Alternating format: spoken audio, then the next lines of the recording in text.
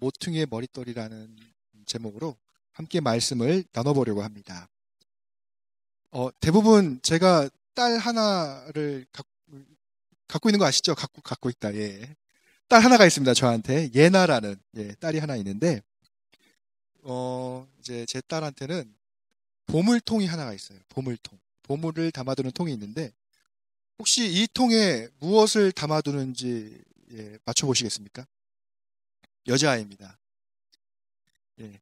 여자아이니까 뭐 장신구를 넣을 수도 있겠고 아니면 뭐 인형 아니면 저를 닮아서 돈을 넣어둘 수도 있고요. 예. 보통 기대와 다르게 제 딸의 보물통에는 돌로 가득합니다. 돌멩이. 돌멩이 하나도 그냥 지나치는 법이 없습니다. 유치원을 끝났다가 이제 집에 가게 되면 지나가다가 돌 많이 없잖아요, 독일에.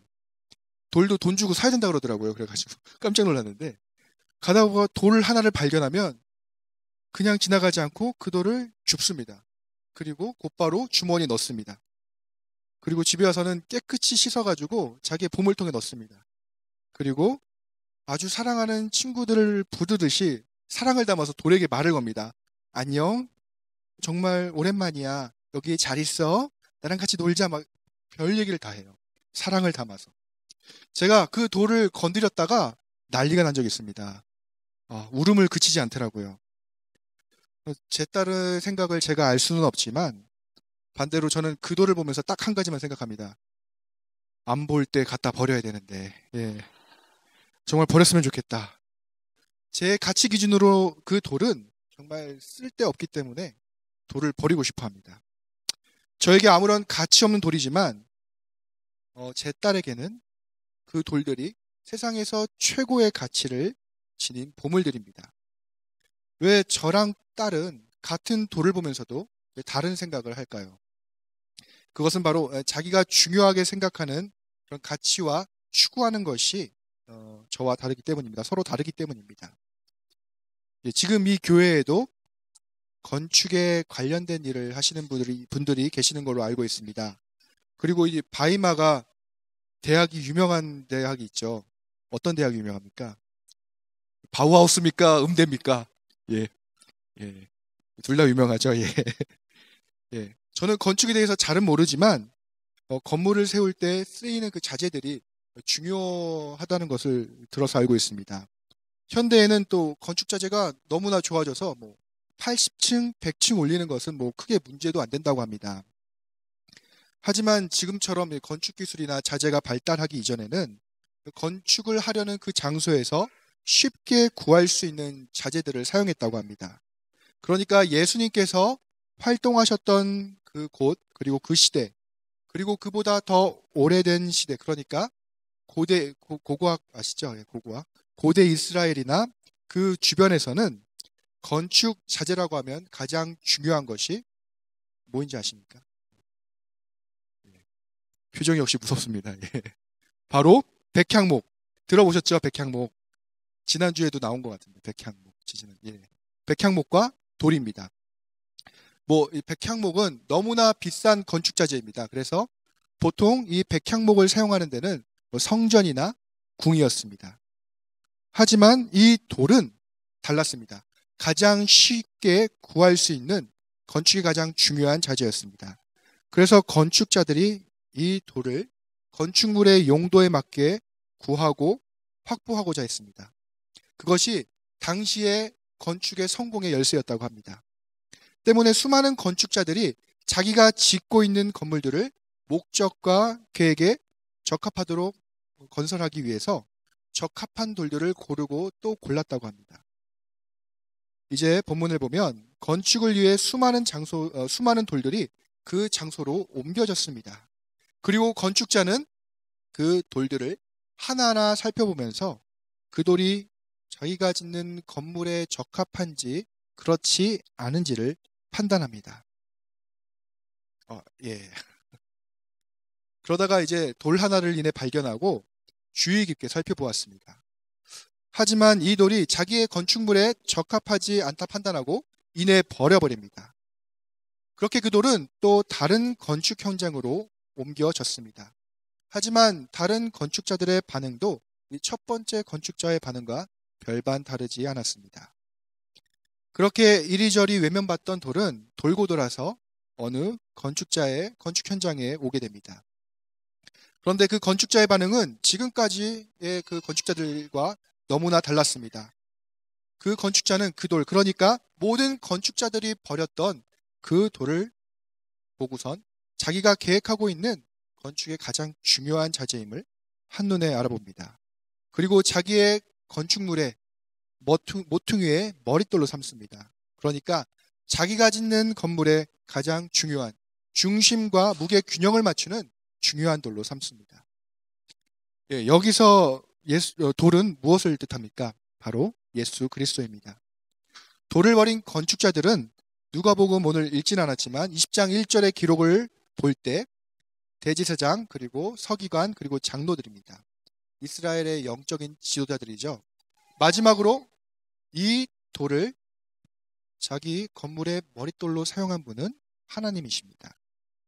그런데 도대체 무엇이 예수님에 대한 시각을, 그러니까 당대 최고의 이스라엘 최고의 영적인 지도자였던 이 사람들과 하나님의 시각을 달라지게 만들었겠습니까? 바로 이 둘 사이의 가치, 추구하는 가치, 그것이 달랐기 때문입니다. 본문의 비유로 판단해 본다면 그것은 하나님의 건축의 목적과 이 사람들의 건축의 목적이 달랐기 때문입니다. 그렇다면 먼저 돌을 버린 건축자들로 비유되는 이 사람들의 가치, 그들이 추구하는 것은 무엇이었을까요?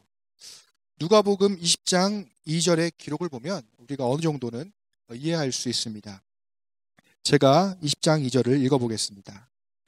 당신이 무슨 권위로 이런 일을 하는지 이 권위를 주니가 누구인지 우리에게 말하라. 예수님께서는 공생의 당시, 이 당시에 성전에서 하나님의 말씀을 가르치고 계셨습니다. 이렇게 성전에서 백성들을 가르치시는 예수님께 와서 다짜고짜 한다는 말이 너 왜 우리 허락도 없이 성경을 가르치냐는 것이었습니다. 아까 돌을 버린 건축자들, 그러니까 예수님을 버린 무리들이 누구라고 했습니까? 바로 대제사장, 서기관, 장로들입니다. 이 세 부류 모두 예수님 당시에 백성들에게 성경을 가르쳤던 사람들입니다. 그러니까 구약의 말씀들을 가르쳤던 사람들이었습니다. 오직 이 사람들에게만 성경을 가르칠 수 있는 권한이 있었습니다. 이들 외에 하나님의 말씀을 가르치시는 것은 당대에는 아마도 엄격하게 금지되었던 것 같습니다. 그런데 여기서 갑자기 근본도 모르겠는 사람이 갑자기 와서 자기들의 밥그릇을 빼앗아가니까 얼마나 짜증났겠습니까? 그리고 게다가 그들이 가르치고 있는 것이 가짜라고 이야기하니까 미움 이상의 감정을 분명히 품었을 것입니다. 예, 제가 성경을 가르치고 있는데 제 아내가 와서 가끔 그러거든요. 이게 잘된 거냐, 이게 잘못된 거 아니냐 이럴 때가 있어요. 그럼 제 마음이 편하지는 않아요. 아는 사이에서도 이렇게 하면은 마음이 불편한데 갑자기 이렇게 와서 그런 얘기를 하면은 분명히 성경의 기록을 볼 때는 죽이고자 하는 마음이 그 안에 있었습니다. 예. 제가 아내를 한다는 건 아니고요. 예. 오해가 있으면 큰일 납니다. 예. 살려주세요. 예. 즉 그들이 쌓고자 했던 것, 세우고자 했던 그 건물은, 그들이 추구했던 것은 바로 이 하나님의 말씀을 통해서 자기의 배를 배불리는 것이었습니다. 그리고 백성을 부리는 권세를, 그리고 그 권력을 원했던 것입니다. 하지만 하나님께서 세우시고자 했던 것은 무엇입니까? 바로 예수님을 통해서 세상을 구원하시는 것이었습니다. 오늘 본문은 누가복음 20장은 원래 포도원 비유가 나오는 장입니다. 이 포도원 비유에서 하나님과 이 세 부류의 간격이 명확하게 드러납니다. 하나님은 끊임없이 이 포도원의 비유에서 끊임없이 이 포도원, 즉 이스라엘에 자기의 종들, 그러니까 선지자들을 끊임없이 보내셨습니다. 그들을 통해서 자기의 말씀을 전하시고자 했습니다. 자기의 뜻을 전하시고자 했습니다. 하지만 백성의 지도자들은 이들을 다 죽였습니다. 그리고 마침내는 이 포도원을 자기의 것으로 만들어 버리고자 하는 계획을 세웁니다. 그러니까 주인의 아들 예수 그리스도를 죽일 계획을 세우고 그렇게 합니다. 하나님의 말씀으로 자기의 권력을 세우고 욕심을 채우는 이 사람들에게 예수님은 방해꾼일 수밖에 없었습니다. 하지만 반대로 하나님께 예수님은 세상을 구원하기 위한 계획의 핵심이었습니다. 즉 자기의 가치와 추구하는 것이 무엇이냐에 따라서 예수님을 바라보는 평가가 달라지게 됩니다. 그렇다면 우리는 지금 어떠한 시각으로 누가 가졌던 기준으로 예수님을 바라보고 계십니까? 하나님입니까? 아니면 예수님을 죽이려던 사람들입니까? 예수님을 바라보는 당시의 평가가 성경에 기록되어 있습니다. 고린도전서 1장 23절입니다. 같이 한번 찾아보겠습니다. 고린도전서 1장 23절입니다.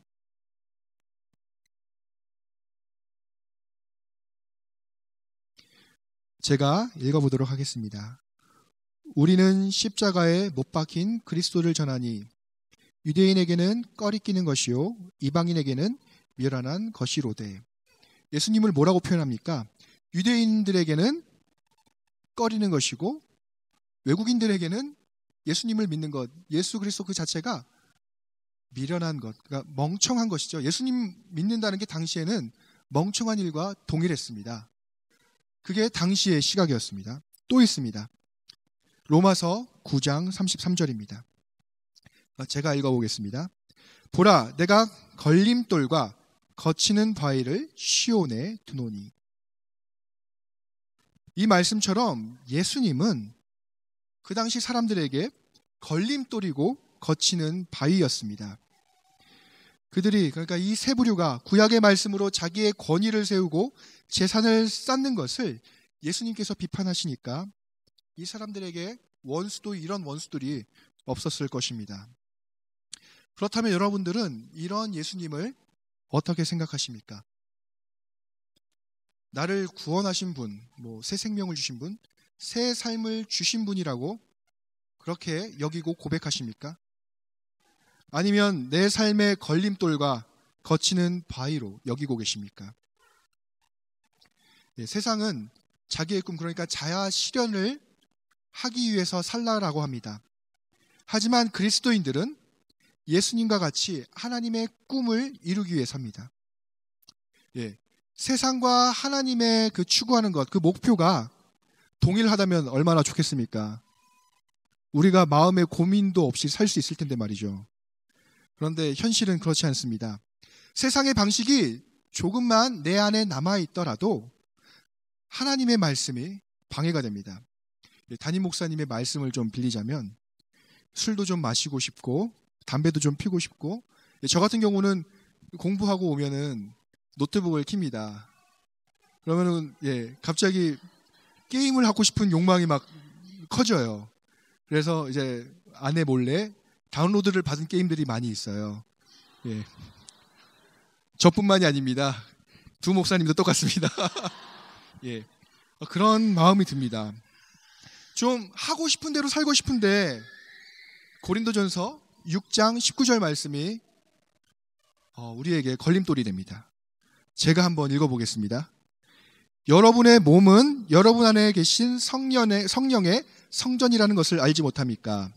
여러분은 성령을 하나님으로부터 받아서 모시고 있습니다. 여러분은 여러분 자신의 것이 아닙니다. 한 절 더 읽어보겠습니다. 여러분은 하나님께서 값을 치르고 사들인 사람들입니다. 그러므로 여러분의 몸으로 하나님을 영화롭게 하십시오. 완전히 배치가 됩니다. 뿐만이 아닙니다. 세상은 자신의 삶이 자신의 것이니까 마음대로 살라라고 얘기합니다. 하지만 성경은 반대의 삶을 살라라고 이야기합니다.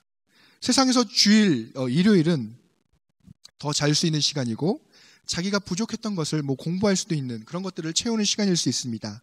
하지만 주일은 우리에게 예배하는 날입니다. 세상에서 새벽 시간은 늦잠을 잘 수도 있고 또 출근을 준비할 수 있는 시간입니다. 하지만 이 새벽 시간은 하나님과 깊은 교제를 나눌 수 있는 시간입니다. 하나님께서는 쉬지 말고 기도하라, 그리고 범사에 감사하라, 그리고 항상 기뻐하라라고 말씀하십니다. 하지만 시간이 조금이라도 있으면 쉬고 싶고 범사에 감사하라고 하시지만 내 뜻과 조금만 달라져도 이내 짜증이 납니다. 항상 기뻐하라라고 하시지만 아기가 울 때 봐주지 않고 코 골고 자고 있는 남편이 옆에 누워 있습니다. 저였습니다. 그리고 저 같은 경우는 기뻐하라라고 말씀하셨을 때 꼭 그 순간마다 비어가는 통장 잔고가 떠오릅니다. 그때마다 갑자기 불안함이 엄습하기 시작합니다. 또한 세상은 자기를 사랑하라라고 말합니다. 하지만 예수님께서 어떻게 하셨습니까? 자신을 우리에게 주셨습니다. 원수까지도 사랑하는 것, 그리고 옆에 있는 사람들을 나보다 더 사랑하는 것, 그것을 완전한 사랑이라고 얘기하셨고 그렇게 살라라고 우리에게 말씀하셨습니다. 그렇게 살고 계십니까? 제가 전에 사역했던 교회에서 연말이 되면 대추격전이 벌어집니다. 쫓는 자와 쫓기는 자. 쫓는 자는 재직을 임명하려는 교육자들이고 쫓기는 자는 그것을 피하려는 성도님들이십니다. 그래서 제가 그 재직 임명을 받지 않으려는 친한 성도님께 여쭤봤습니다. 왜 그렇게 피하십니까? 그랬더니 집사가 되면 술도 못하고 담배도 못 피고 자기가 못하는 것이 너무나 많아가지고 그 직분을 받을 수 없다라고 이렇게 저에게 대답을 했습니다. 정말 세상의 즐거움들은 버리기가 힘듭니다. 하지만 하나님과 이 세상의 가치는 너무나 다릅니다. 하나가 될 수 없습니다.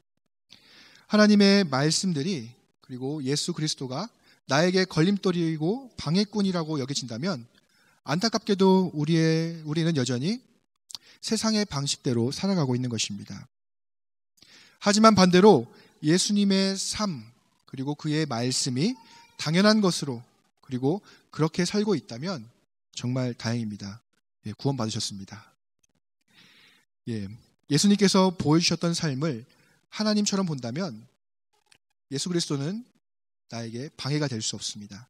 오히려 하나님을 위해 내 몸, 내 생각, 내 마음, 내 행동을 거룩하게 지키게 됩니다. 새벽 예배 하지 말라라고 해도 아마 할 것입니다. 주일 예배가 정말 기다려집니다.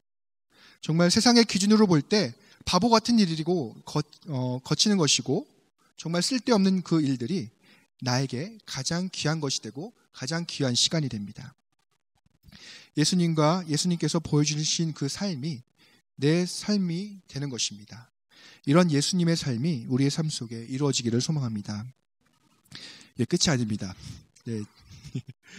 제가 작년에 어떤 분이 오셔서 은혜가 너무 됐다고 이렇게 얘기를 하셔서 드디어 제 이런 말씀에도 은혜를 받으시는 분이 있다라고 생각하는 그 순간 이렇게 얘기하셨어요. 짧아서 은혜가 많이 된다. 짧습니다. 하나님께 이 모퉁이의 머릿돌은 예수 그리스도뿐만이 아닙니다. 바로 이 자리에 계신 여러분들이 바로 모퉁이의 머릿돌입니다. 본디 오늘 본문은 시편 118편 22절의 말씀입니다. 그 말씀은 어떤 한 사람이 자기의 삶에 있었던 놀라운 하나님의 은혜에 대한 고백입니다. 시편 118편 21절에서 23절을 함께 찾아보도록 하겠습니다.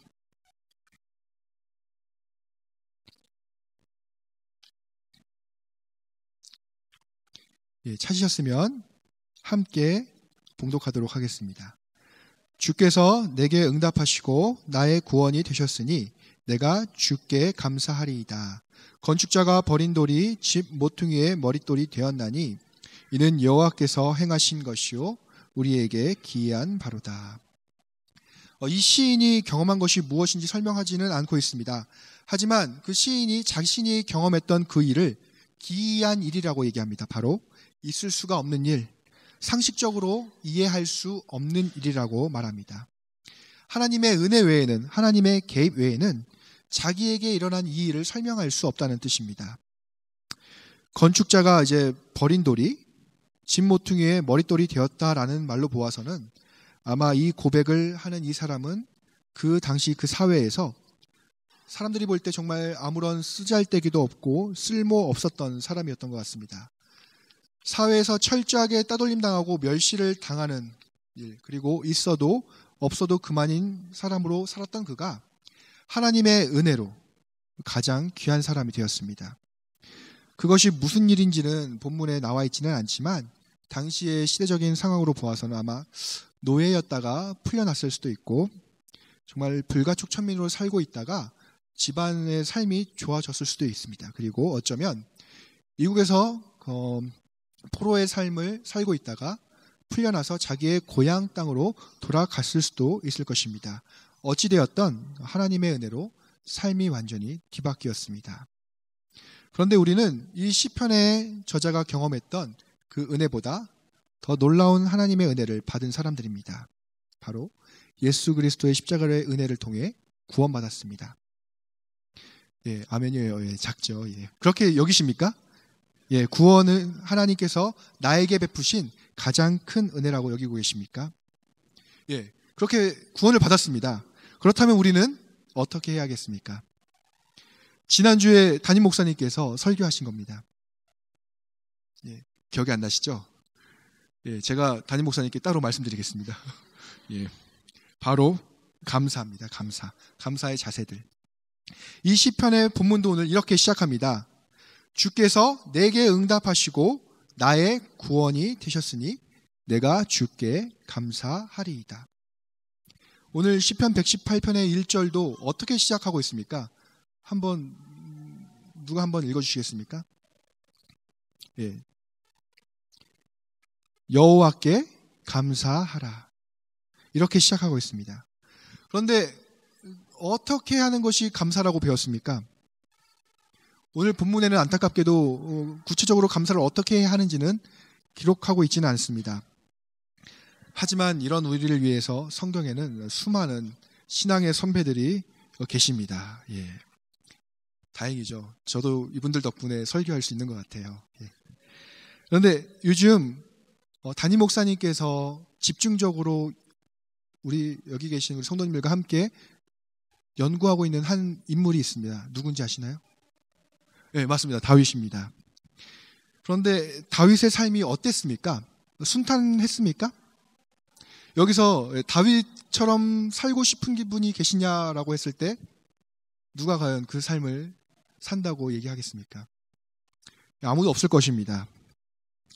혹시 다윗의 첫 등장이 어땠는지 아십니까? 유신 형제 기억하십니까? 예. 죄송합니다. 예. 다윗의 첫 등장. 다른 사무엘 선지자처럼 한나 엄마의 열정적인 기도로 태어났다라고 기록하고 있습니까? 전혀 그렇지 않습니다. 갑자기 사무엘 선지자가 하나님으로부터 말씀을 받습니다. 베들레헴 땅에 내가 차기 이스라엘의 왕으로 세울 사람이 있으니까 이새의 집에 가봐라. 그리고 베들레헴 이새의 집에 가서 이새에게 하나님의 말씀을 그대로 이야기합니다. 그랬더니 그 말을 들은 이새는 자기의 아들들을 싹 다 불러가지고 사무엘 앞에 세웁니다. 딱 한 사람만 빼고요. 다윗만 빼고 다 세웠습니다. 그때 다윗이 뭘 하고 있었습니까? 양치고 있었습니다. 예. 이 말씀을 보면 이새가 자기의 아들 다윗을 어떻게 생각하고 있는지 알 수가 있습니다. 이새에게 이 다윗은 자기 아들 중에서 가장 쓰잘데기 없고 왕이 될 만한 자질이 없는 그런 아이였습니다. 그리고 다윗의 청년 때는 어땠습니까? 사울 왕의 미움을 받아가지고 한 10수년을 도망자로 살아야 했습니다. 그러니까 사울 왕의 힘이 닿지 못하는 이스라엘 변방에 가가지고 때로는 이방에 가가지고 깡패들을 다 불러 모았죠. 400명, 300명을 불러 모으잖아요. 예, 성경이라서 이제 조금 되게 부드럽게 써 있는데 솔직히 이야기하면 그 사람들 다 힘 좀 꽤나 쓰시는 분들입니다. 그 사람들 불러가지고 어떻게 했습니까? 그 지역에 사는 사람들을 보호해주면서 보호비를 받았던 사람이 바로 다윗입니다. 나중에 가서 물어보시면 예, 그런 삶이 다윗의 삶이었는데 세상의 기준으로 볼 때 이 다윗의 삶은 어떻습니까? 완전히 실패한 사람이라고 볼 수가 있습니다. 그런데 이 완전히 실패한 사람인 것 같았더니 다윗, 나중에 이스라엘의 왕이 됩니다. 그리고 그의 말년에 이렇게 고백합니다. 우리 하나님 여호와여, 우리가 주의 거룩한 이름을 위하여 성전을 건축하려고 미리 저축한 이 모든 물건이 다 주의 손에서 왔사오니 다 주의 것입니다. 다윗은 정말 평생을 하나님께 무엇을 해드릴까 고민하면서 살았던 사람입니다. 그런 가운데 자기는 화려한 궁 안에서, 그러니까 백향목 궁 안에서 살고 있다고 생각했고, 반면에 하나님께서는 천한저 천막에서 거하신다는 생각에 하나님께 죄송함을 느꼈습니다. 그리고 하나님을 위하여 성전을 건축해야 하겠다라는 마음을 품습니다. 그 마음을 기뻐 받아주셨던 하나님께서는 정말 마음만 받으셨습니다. 그렇지만 그는 하나님의 이 말씀에도 평생 하나님의 성전 건축을 준비하면서 살았습니다. 그 밑작업을 다 합니다. 건축자재뿐만이 아니라 설계도도 본인이 마련합니다. 그리고 기술자들을 다 미리 준비합니다. 솔로몬은 그저 다 차려진 밥상에 숟가락 하나만을 얹었을 뿐입니다. 자신이 할 수 있는 가장 귀한 것을 다윗은 하나님께 드린 것입니다. 바로 자신의 삶의 평생을 드렸습니다. 다윗은 모든 것이 하나님의 손에서 왔다는 것을 알았고, 감사함으로 자기의 모든 것이 다 하나님의 것이라고 고백하고 자기의 삶을 드렸습니다. 삭개오는 어떻습니까? 삭개오 아시죠? 삭개오. 삭개오가 어느 성에서 활동했는지 아십니까? 삭개오. 바로 여리고. 누가 휴지 좀 주시겠습니까? 죄송합니다. 감기에 걸렸어.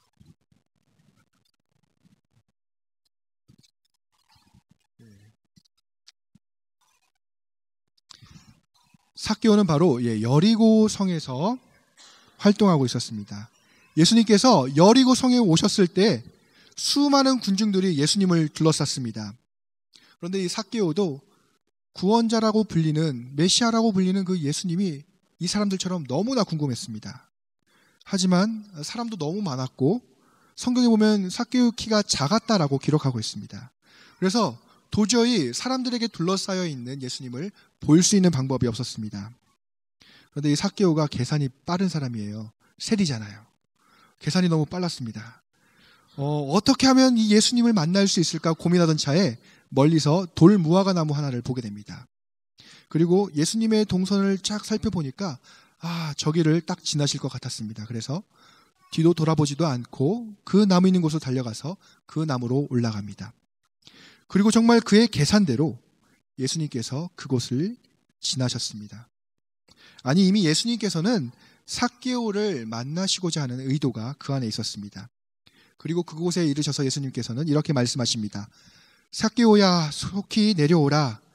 내가 오늘 내 집에 유하여야 하겠다. 삭개오는 그 예수님의 말씀을 듣자마자 즐거워하면서 나무에서 내려와 예수님을 모셨습니다. 삭개오의 직업이 뭐였죠? 세리입니다. 세리. 그런데 보통 세리 아니에요. 세리장이에요. 최고의 직위에 있었습니다. 근데 세리가 어떤 사람들인지 아십니까? 2000년 전의 세리. 지금의 세무사랑은 다르죠. 느낌이 달라요. 많이 달라요. 그 당시 세리들은 어떤 일을 했냐 하면 세금을 다 걷어다가 로마에게 전달했던 사람들입니다. 한마디로 우리 일제시대 그 앞잡이들과 똑같은 역할을 했던 사람들이 이 세리였어요. 그래서 백성들은 이들과 전혀 교류하지 않았습니다. 걔보다 더 못한 사람들이라고 생각했습니다. 이들이 어느 정도의 인지도였냐 하면 성경에서 이 세리들을 언급할 때에 창기들과 함께 이렇게 언급합니다. 그러니까 이 세리가 몸 파는 사람들이나 별반 차이가 없다는 뜻입니다. 한마디로 쓸데가 없어 건축자들에게 버려지는 돌과 같은 처지가 바로 이 삭개오였습니다. 그렇기 때문에 예수님께서 삭개오의 집에 들어가시겠다라고 말하는 것이 그 사람들이 정말 놀랄 만한 일이었습니다. 그래서 예수님께서 죄인의 집에 들어가신다라고 사람들이 수군거렸던 것입니다. 하지만 삭개오에게 더 이상 이런 주위의 시각들은 더 이상 상관없는 것이 되었습니다. 바로 예수님께서 구원하셨기 때문입니다. 그리고 구원받은 것에 대해 이렇게 감사함을 표현합니다. 내 소유의 절반을 가난한 사람들에게 나누어 주겠습니다. 내가 만일 남의 것을 속여 빼앗은 것이 있다면 내 갑절을 갚겠습니다. 삭개오에게 자기의 소유를 내놓겠다라는 것은 무엇을 의미하겠습니까? 그럼 삭개오가 왜 세리가 됐는지 알면은 좀 더 쉽게 이해할 수 있을 것입니다. 그렇게 개만도 못한 취급을 받으면서 왜 세리가 되려고 했을까요? 바로 돈 때문입니다. 10이면 10, 100이면 100, 돈 때문입니다. 그에게 이 돈은 최고의 가치였습니다. 돈 좀 벌어보고자 그런 치욕을 감수했던 것입니다. 그렇게 순환과 고난을 경험하면서 모았던 돈인데 이제 그 재산을 절반을 내놓겠다라고 말합니다. 그리고 속여 빼앗은 것이 있었으면 4배나 갚겠다라고 말합니다. 당시의 기록을 보면 세리들이 남의 재산을 갈취하는 일이 비일비재했다고 합니다. 그러니까 4배나 갚겠다라고 말한 이 삭개오의 말은 자기의 삶이 깨끗했다라는 말이 전혀 아닙니다.